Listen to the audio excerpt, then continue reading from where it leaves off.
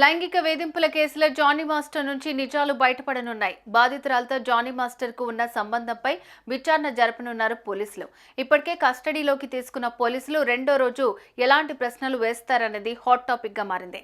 అటు Johnny master భార్యను కూడా విచారించే అవకాశం ఉన్నట్లు తెలుస్తోంది. మరి జానీ మాస్టర్ పై థర్డ్ డిగ్రీ ఉపయోగిస్తారా? ఏం జరగనుంది?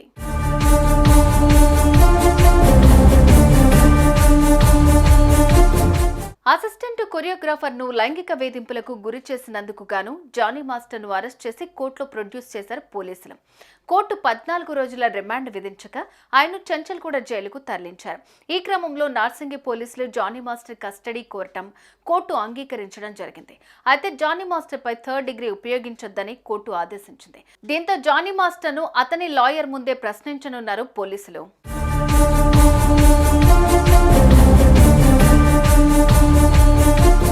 బాధితురాలతో పరిచయం ఎప్పుడు ఏర్పడింది?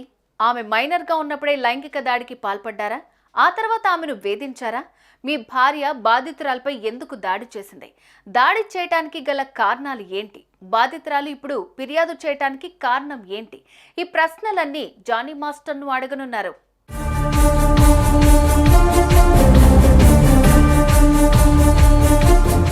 అంతేకాదు జానీ మాస్టర్ అతని భార్య సుమలత అలియాస్ ఆయిషా బాధితురాలి ఇంటికి వెళ్లి ఆమెపై దాడి చేయడానికి కారణం ఏంటి?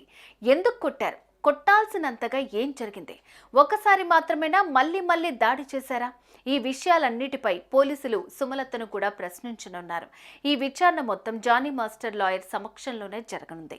ఎలాంటి థర్డ్ డిగ్రీ ఉపయోగించేందుకు వీలు లేకపోవడంతో విచారణ సున్నితంగా జరగనుంది.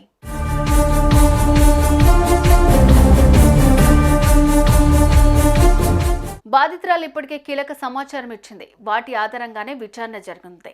జానీ మాస్టర్ ఆయన భార్య సుమలత చెప్పే విషయాలను కూడా పరిగణలోకి తీసుకున్నారు పోలీసులు. ఈ విచారణతో కీలక విషయాలు కూడా వెలుగులోకి రానున్నాయి. చూడాలి మరి ఏం జరుగుతుందో.